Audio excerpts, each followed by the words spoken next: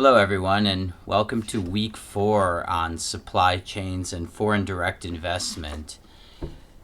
Both of these are very interesting topics. I think the first, supply chain, as I said 4 weeks ago, there's probably going to be a topic that moves a lot during this 7 weeks, and this has so far been the one. Well, we still have a couple weeks to go, 4 if you include Thanksgiving.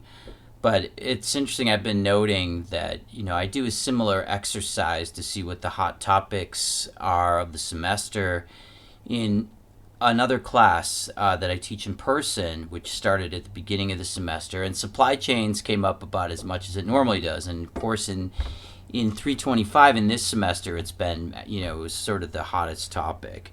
There's a lot of things going on with supply chain. Obviously, the trucking crisis in the U.S., rising input prices sort of across the board, problems in China with energy, overall port closures. So that's stuff that's happened quite recently. A lot of port closures happening around the world. We've had the recent crises in the Suez, etc. So some of these are most of them are sort of related to COVID, some just to overload. But there's a number of underlying issues which I think were there even before COVID kicked in. The trade war was already starting to, not just between the U.S. and China, but trade frictions between the U.S. and the EU and Mexico and India and lots of places have been sort of building up. And some of the reactions to this have been sort of on the U.S. side.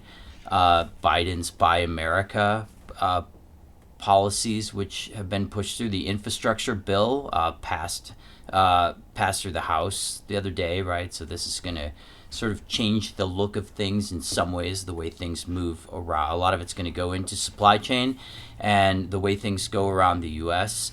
In China, we've talked a bit about, especially in the China Town Hall, about Made in China 2025. You see a lot of global movements, but still, that doesn't mean necessarily that we can find uranium or even lithium for batteries in the quantities that are needed.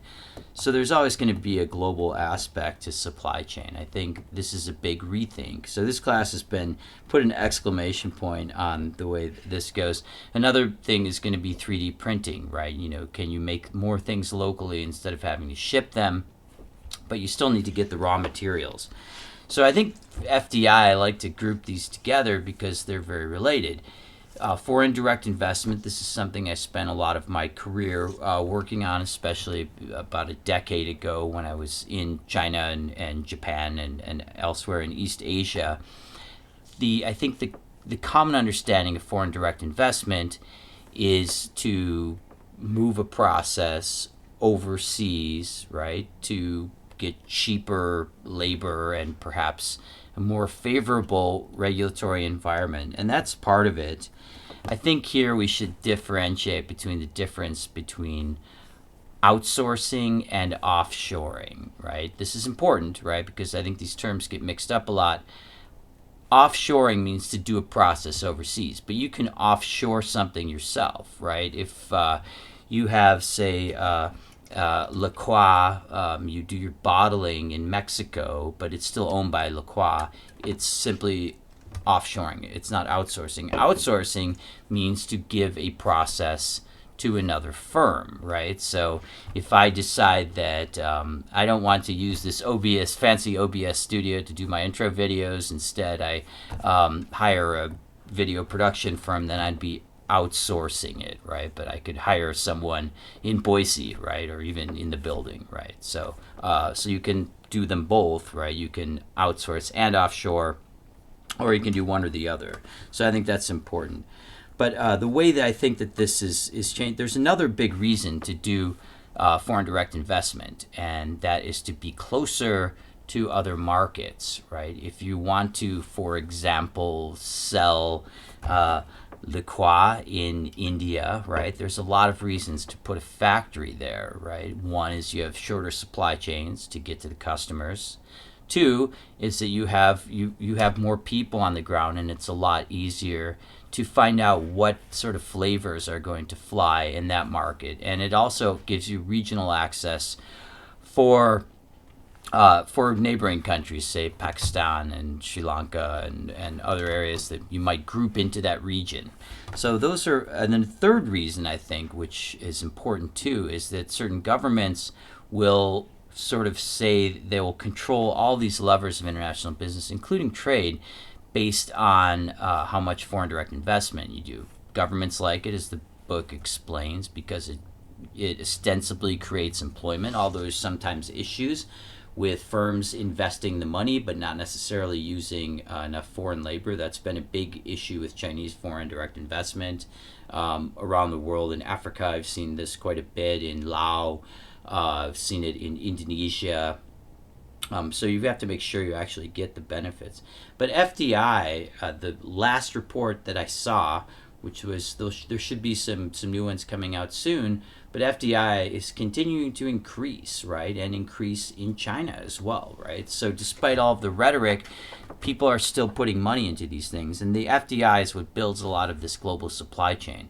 So I think there's great transformation underway, both in the way supply chains are being done. I think just in time, people are really questioning whether that's a viable, there's a lot of risk involved to not hold inventory. And I think COVID has put that, and all the related crises have put that in stark relief.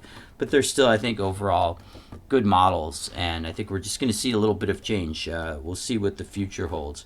Couple of other housekeeping matters. So Alicia is continued to add some great stuff. She's as we said, officially taken over as our coach. So make sure that you CC both of us on any matters for the presentations. Right, a number of groups have started to talk to me, and I've been working with a bunch of groups on helping to refine your topic. I think that's the area I can be of the most help to you, and the earlier the better. Make sure it's a global topic, as I've reinforced, right? It has to be an organization facing a problem not in their home market, right? That's the key to it, as we've explained in detail in the rubric. And I'm happy to help you with that, with your presentations coming up. And then finally, we've resolved the textbook issue. So McGraw-Hill has extended the 6-month access as originally promised. What we finally figured out happened is that they'd taken the edition out of circulation that we were using without telling anyone, and it took them a while to solve the problem. And the bookstore manager has given us a detailed explanation, and they've all apologized for that. And we thank you for your patience on that. But we're good to go, and you have the textbook from, I think you get 6 months plus 2 extra weeks. And the price negotiated was a very good price. So with that, we look forward to your work for this week. And as I encourage you, right, as soon as you sort of have an idea what your groups want to do, feel free to reach out with what your sort of punchline is, because I think with the presentations, if you get the punchline right and come in really quickly with your general recommendations, then you can see if the other 20 minutes or 19 minutes, whatever you have left of the presentation, flow from that. And if they don't, then they probably can be put into your backup, right? Which will be for your Q&A. And if they do, then that's great. So that's a general rule of thumb. So have a great week, and look forward to seeing your work.